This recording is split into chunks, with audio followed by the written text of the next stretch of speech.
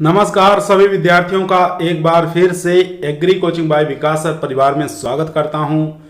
हम लोग रोज एग्रीकल्चर के बेहतरीन प्रश्नों के साथ मुलाकात करते हैं। जैसा कि आप लोगों को पता है कि कृषि विज्ञान से संबंधित जितने भी एग्जाम होते हैं, चाहे वो ICR हो, BHU हो, AFO हो, IBPS, एग्रीकल्चर TGT, PGT, जो भी इस तरीके के एग्जाम होते हैं उनसे संबंधित प्रश्नों को हम रोजाना लेकर आते हैं। प्यारे विद्यार्थियों, जितने भी आप लोग हमारे चैनल से जुड़े हैं सबका हम एग्री कोचिंग बाय विकास सर परिवार में स्वागत करते हैं। आज की जो हमारी क्लास रहने वाली है यानी कि फ्लोरिकल्चर से, जिसको पुष्प विज्ञान बोला जाता है, उनसे जो क्वेश्चनों को हम लेकर आए हैं, उनसे संबंधित जितने भी क्वेश्चन एग्जामों में पूछे जाते हैं उन क्वेश्चनों को आज हम लेकर आए हैं इस वीडियो में। तो इस वीडियो को शुरू से लेकर लास्ट तक जरूर देखिएगा, क्योंकि एक से एक बेहतरीन प्रश्नों को हम सेलेक्ट कर लेकर आए हैं। तो चलिए शुरुआत करते हैं अपने फर्स्ट क्वेश्चन से।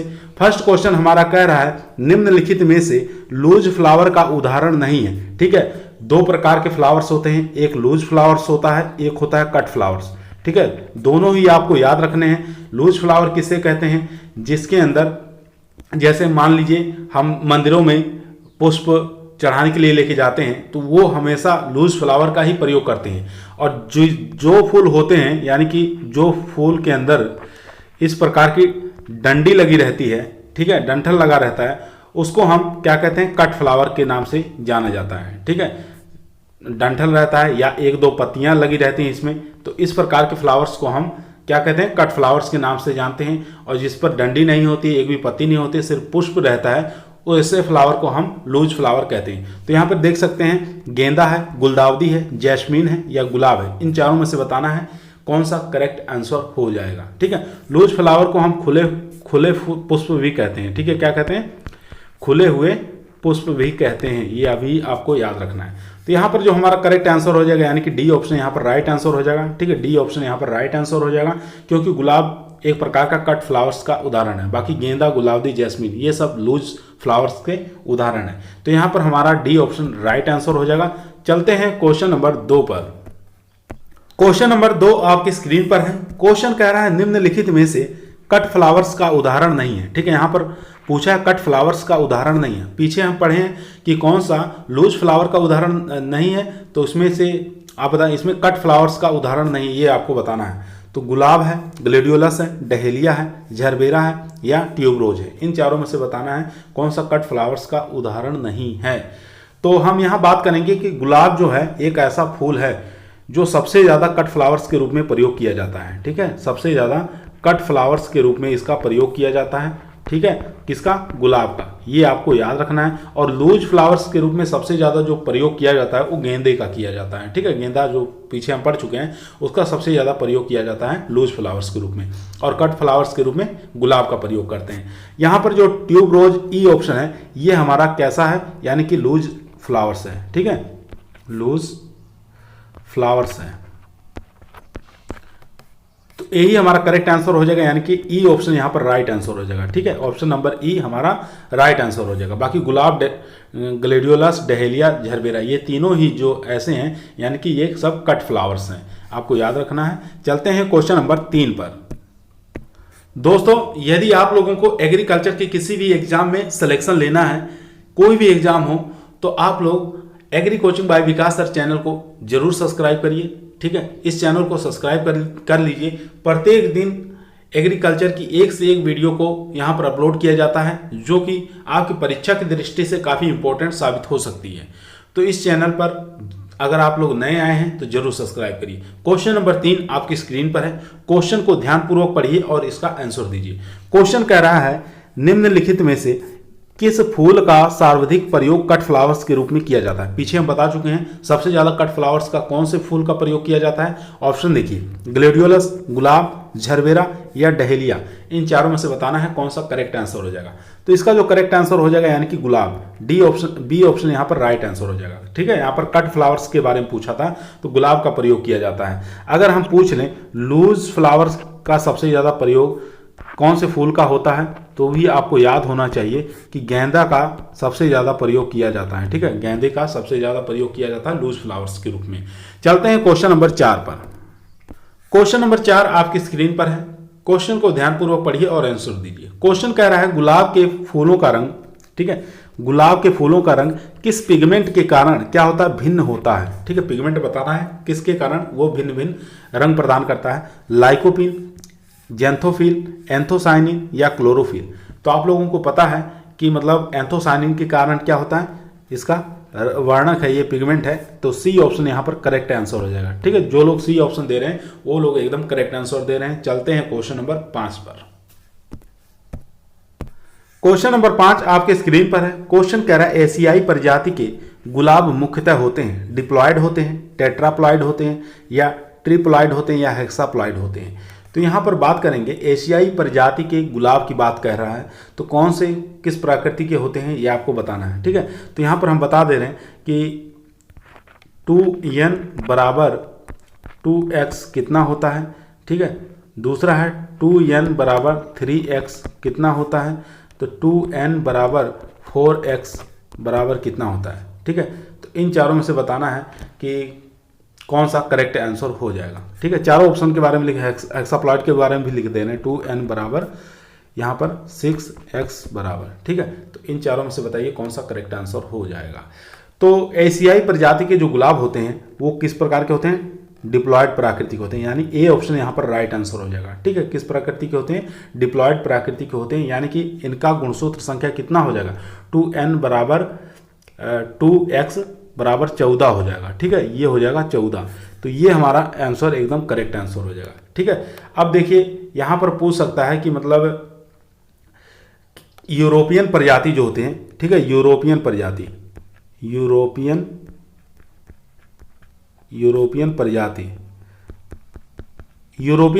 के जो गुलाब होते हैं वो टेट्राप्लॉयड होते हैं। ठीक है, किस प्रकृति के होते हैं, वो टेट्राप्लॉयड होते हैं, ये आपको याद रखना है।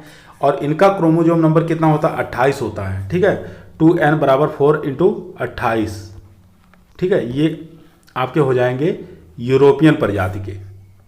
ठीक है, ये आपको याद रखना है। यूरोपियन प्रजाति के 2n बराबर 4x इंटू बराबर 28 हो जाएगा। ये होते हैं यूरोपियन टेट्राप्लॉयड। और हमारे एशियाई जो होते हैं गुलाब वो होते हैं डिप्लॉयड होते हैं, यानी कि इनका क्रोमोसोम नंबर 14 होता है और यूरोपियन का 28 होता है। ये आपको याद रखना है।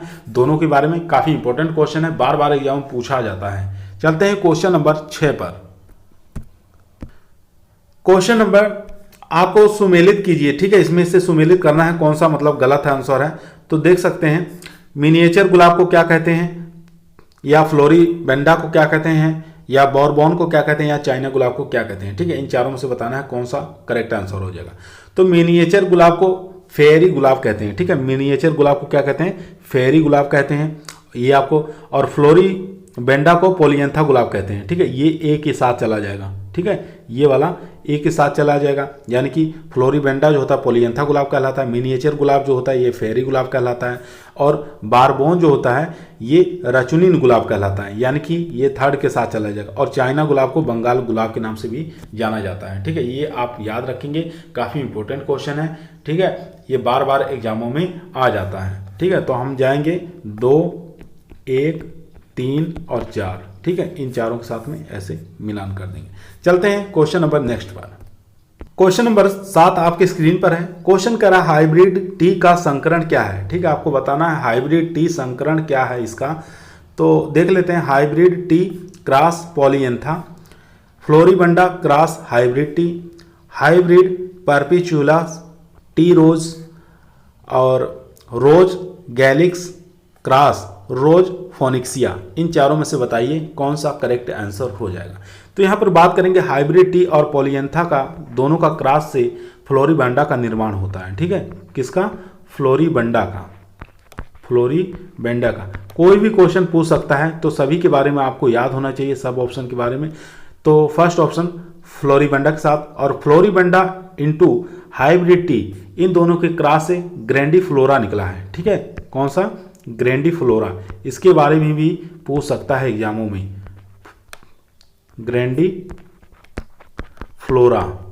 ग्रैंडीफ्लोरा, ये आप याद रखेंगे। तो यहाँ पर सी ऑप्शन जो देख रहे हैं हाइब्रिड परपिचुलस क्रॉस टी रोज, यही हमारा करेक्ट आंसर हो जाएगा, यानी कि सी ऑप्शन यहाँ पर राइट आंसर हो जाएगा। ठीक है, सी ऑप्शन राइट हो जाएगा। हाइब्रिड टी का संकरण हाइब्रिड परपिचुलस क्रॉस टी रोज के बीच में होता है। और यहाँ पर डी ऑप्शन जो देख रहे हैं यानी कि रोज गैलिक्स और क्रॉस रोज फोनेक्सिया, ये दोनों के बीच में क्रॉस करके रोज दशमक, ठीक है, दमसक जो है रोज दमसक के नाम से जाना जाती है, एक वैरायटी है। इन दोनों के क्रॉस से रोज दमसक नामक वैरायटी निकली है। तो यहाँ पर सी ऑप्शन जो लोग दे रहे हैं वो लोग एकदम करेक्ट आंसर दे रहे हैं। चलते हैं क्वेश्चन नंबर 8 पर। क्वेश्चन नंबर 8 आपके स्क्रीन पर है। क्वेश्चन कह रहा है गुलाब की खेती के लिए अच्छा तापमान माना जाता है 15 से 27 डिग्री सेंटीग्रेड, 10 से 25 डिग्री सेंटीग्रेड, 15.5 डिग्री सेंटीग्रेड तापमान या 40 से 45 डिग्री सेंटीग्रेड तापमान। तो गुलाब एक ठंडी जलवायु की फसल है, तो ये 40 से 45 डिग्री सेंटीग्रेड तापमान तो होगा नहीं, इसको आप काट सकते हैं। 3 ऑप्शनों में से बताइए कौन सा करेक्ट आंसर हो जाएगा। तो इसका जो करेक्ट आंसर हो जाएगा यानी कि गुलाब की खेती के लिए अच्छा टेम्परेचर जो माना गया है 15 से लेकर 27 डिग्री सेंटीग्रेड तापमान माना गया है, यानी ए ऑप्शन यहाँ पर राइट आंसर हो जाएगा। अब बी की बात कर लेते हैं, यानी कि 10 से 25 डिग्री सेंटीग्रेड जो तापमान चाहिए वो कलिका निर्माण के लिए चाहिए। ठीक है, कलिका के बारे में आप लोग जानते हैं, कली किसे कहते हैं। जब गुलाब होता है, गुलाब में जो कली बनती है जो बाद में एक फ्लावर्स का रूप धारण करती है, ठीक है, तो ये कलिका बनने के लिए जो टेम्परेचर चाहिए वो 10 से लेकर 25 डिग्री सेंटीग्रेड तापमान की आवश्यकता होती है। ठीक है, ये भी क्वेश्चन बार बार पूछा हुआ है, कलिका निर्माण के लिए गुलाब में टेम्परेचर की कितनी आवश्यकता होती है, 10 से लेकर 25 डिग्री सेंटीग्रेड तापमान। अगर हम यही कहें पौधरोपण के लिए कितना डिग्री सेंटीग्रेड तापमान की आवश्यकता होती है, तो पौधरोपण के लिए उस समय 15.5 डिग्री सेंटीग्रेड तापमान की आवश्यकता होती है। ठीक है, पौधरोपण के समय जो टेम्परेचर की आवश्यकता होगी 15.5 डिग्री सेंटीग्रेड तापमान की आवश्यकता होती है। तो यहाँ पर ए ऑप्शन हमारा करेक्ट आंसर था। चलिए चलते हैं क्वेश्चन नंबर 9 पर।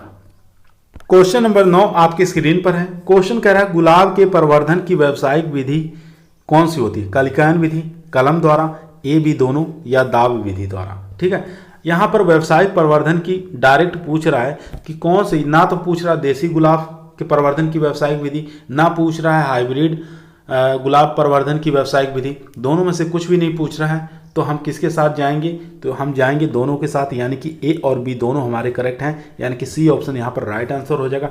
अगर यही क्वेश्चन घुमाकर पूछता कि देसी गुलाब में व्यावसायिक प्रवर्धन की विधि कौन सी है, तब आप क्या लगाते हैं, तो आप बताइए कमेंट के अंदर, देसी गुलाब की व्यावसायिक विधि कौन सी है। तो देसी गुलाब की व्यावसायिक विधि हो जाएगी कलम द्वारा। ठीक है, किसके द्वारा, कलम द्वारा लगाते हैं। अगर यही पूछ ले हाइब्रिड के लिए, ठीक है, हाइब्रिड के लिए तब हम कलिकायन द्वारा लगाते हैं। ठीक है, किसके द्वारा लगाते हैं, कलिकायन द्वारा लगाते हैं, कलिकायन द्वारा लगाएंगे। कलिकायन में सबसे अच्छी कौन सी विधि मानी जाएगी, तो कलिकायन में टी बडिंग। ठीक है, टी बडिंग आप याद रखेंगे। हाइब्रिड के लिए व्यावसायिक विधि कलिकायन यानी कि टी बडिंग, अगर देसी गुलाब के लिए पूछ रहा है तो कलम द्वारा। ठीक है, ये सब क्वेश्चन एकदम इंपॉर्टेंट क्वेश्चन है जो कि परीक्षाओं में आ सकते हैं, बार बार पूछा गया है क्वेश्चन ये, तो इसलिए इसको ध्यानपूर्वक पढ़ के आप लोग एग्जाम में जाइएगा। तो क्वेश्चन नंबर चलते हैं 10 पर। क्वेश्चन नंबर 10 आपके स्क्रीन पर है। क्वेश्चन कह रहा है गुलाब में प्रवर्धन का उचित समय कौन सा है, अक्टूबर नवंबर, सितंबर फरवरी, जून से नवंबर और जुलाई से अगस्त। तो इन चारों में से बताइए कौन सा करेक्ट आंसर हो जाएगा, यानी कि गुलाब में प्रवर्धन का उचित समय पूछ रहा है। ठीक है, तो हम लोग जाएंगे, यानी कि दोनों ही ऑप्शन यहाँ पर सही है, अक्टूबर नवंबर भी सही है, इसके साथ भी आप चले जा सकते हैं, और सितंबर अक्टूबर। लेकिन सबसे अच्छा जो माना गया है यानी कि यहाँ पर सितंबर और फरवरी, ये काफ़ी ज़्यादा लंबा समय मिल रहा है। ठीक है, तो इसमें प्रवर्धन के लिए सबसे अच्छा यही हम मानेंगे सितंबर से फरवरी। अगर सितंबर से फरवरी ऑप्शन में नहीं दिया है तो हम अक्टूबर और नवंबर के साथ जाएंगे।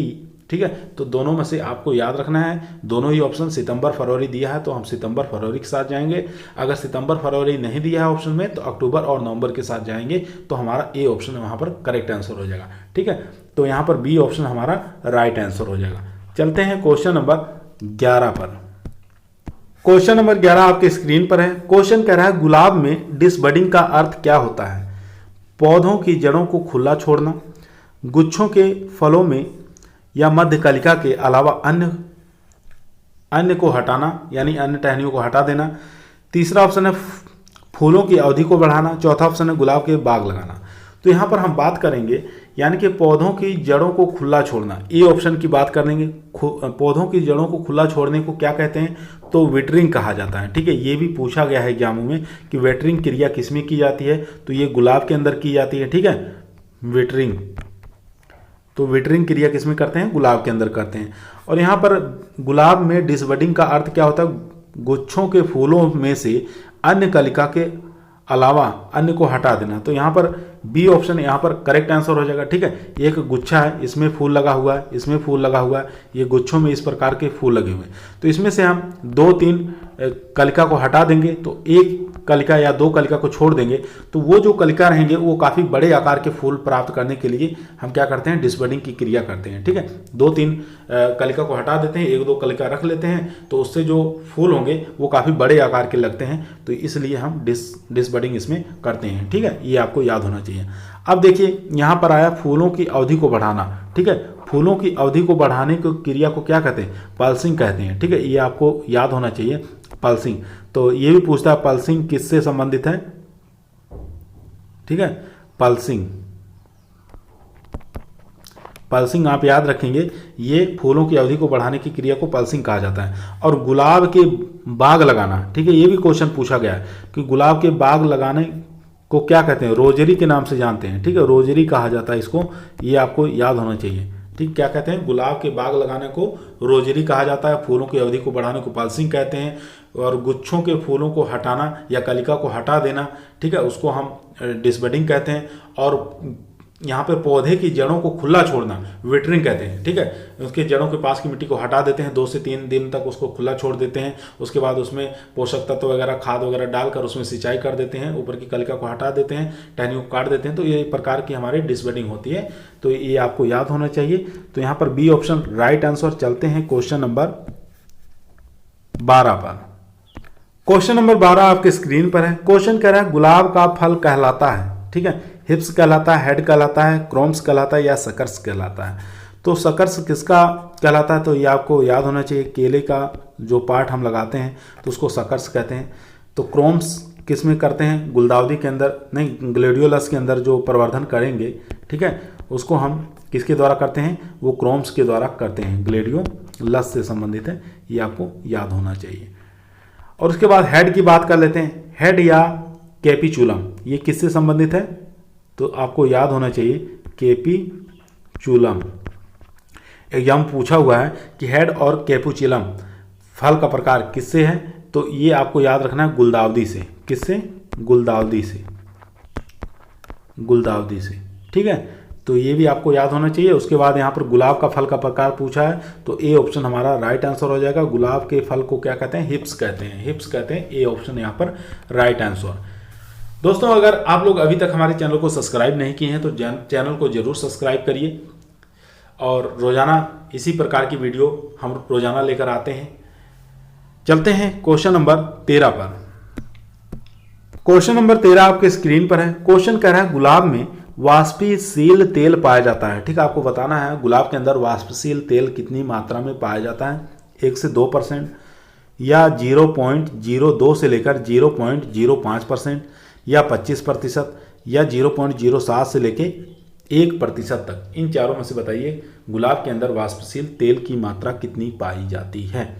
तो इसका करेक्ट आंसर हो जाएगा मेरे दोस्त, यानी कि 0.02 से लेकर 0.05%, यानी कि बी ऑप्शन यहाँ पर राइट आंसर हो जाएगा। ठीक है, बी ऑप्शन यहाँ पर राइट आंसर हो जाएगा। अगर ऑप्शन में कभी कभी ऐसा दे देता है 0.03 से लेकर 0.04, ठीक है, दोनों में से एक ही देगा, तो आप याद रखेंगे कि मतलब 0.02 से लेकर 0.005% तक होता है। एक आता है चेती गुलाब। ठीक है, चेती गुलाब ये भी काफ़ी फेमस है, चेती गुलाब। इसके अंदर तेल की मात्रा सबसे अधिक पाया जाता है और सबसे ज़्यादा सुगंधित भी होता है। ठीक है, सुगंधित भी सबसे ज़्यादा होता है, सुगंध के लिए ही ये गुलाब जाना जाता है। कौन सा, चेती गुलाब। इसके अंदर जो तेल की मात्रा पाई जाती है 0.05 से लेकर 0.06%। ठीक है, या 0.05 से लेकर 0.06% से अधिक मात्रा पाई जाती है किसके अंदर, चेती गुलाब के अंदर। ये सुगंध के रूप में जाना जाता है। ये राजस्थान के कुछ क्षेत्रों में पाया जाता है, जैसे खमनोर हुआ, हल्दी घाटी के क्षेत्रों में ये अधिकतर चेती गुलाब देखने को मिलता है। तो चलते हैं क्वेश्चन नंबर 14 पर। क्वेश्चन नंबर 14 आपकी स्क्रीन पर है। क्वेश्चन कह रहा है गुलकंद क्या है। ठीक है, गुलकंद किसे बनाया जाता है या गुलकंद किसे कहते हैं ये आपको बताना है। गुलाब का इत्र है या गुलाब का परिभक्षित पदार्थ, परिरक्षित होगा यहाँ पर। ठीक है, गुलाब का परिरक्षित पदार्थ है या गुलाब की पत्तियों से तैयार शरबत है या उपयोग सभी। इन चारों में से बताइए कौन सा करेक्ट आंसर हो जाएगा। तो इसका जो करेक्ट आंसर हो जाएगा यानी कि बी ऑप्शन यहाँ पर राइट आंसर हो जाएगा। ठीक है, गुलाब का परिरक्षित पदार्थ है एक प्रकार का। ये किससे बनता है? पंखुड़ियों और चीनी से बनता है। ठीक है, किससे बनता है?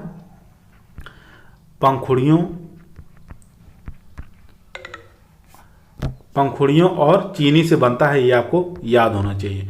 चीनी से, ठीक है, दोनों से बनाया जाता है। तो इसका अनुपात भी आपको याद होना चाहिए, 1:1 रखा जाता है दोनों का। ठीक है, चीनी का और पंखुड़ियों का अनुपात 1:1 रखा जाता है।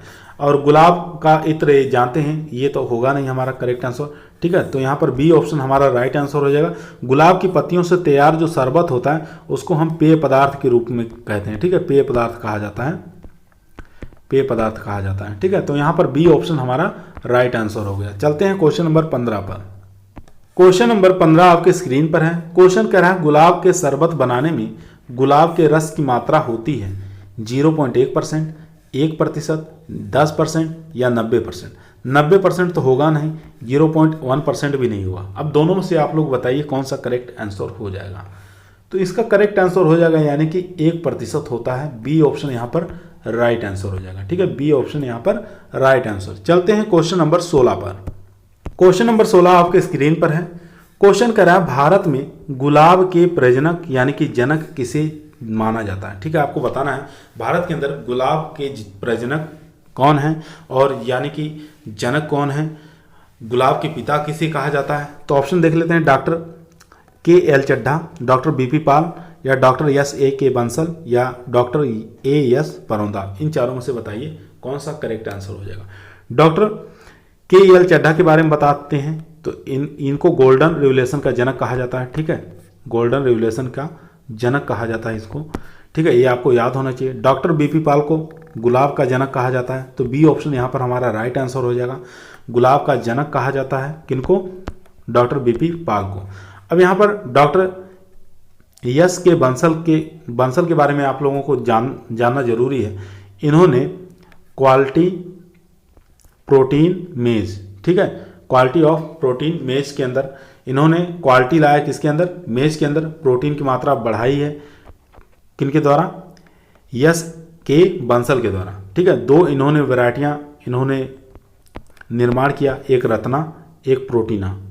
रत्ना और प्रोटीना ये दोनों मक्के की वैरायटियाँ हैं जिसके अंदर प्रोटीन की मात्रा हाईएस्ट पाई गई। ठीक है, तो इनके बारे में भी आप थोड़ा याद रखेंगे। डॉक्टर SK बंसल के बारे में इन्होंने मेज के अंदर यानी कि मक्के के अंदर प्रोटीन की मात्रा में वृद्धि लाई कुछ वैरायटियों में, जैसे रत्ना है, प्रोटीना, ये 2 प्रकार की वैरायटियां हैं। तो इनका संबंध इसी से है, मक्के से। ठीक है, तो यहाँ पर बी ऑप्शन हमारा करेक्ट आंसर हो जाएगा। चलते हैं क्वेश्चन नंबर 17 पर। क्वेश्चन नंबर 17 जो कि आज का हमारा लास्ट क्वेश्चन रहेगा।